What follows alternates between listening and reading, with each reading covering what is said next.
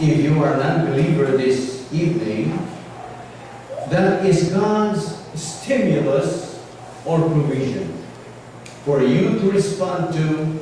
God is giving you His stimulus, which there's a response.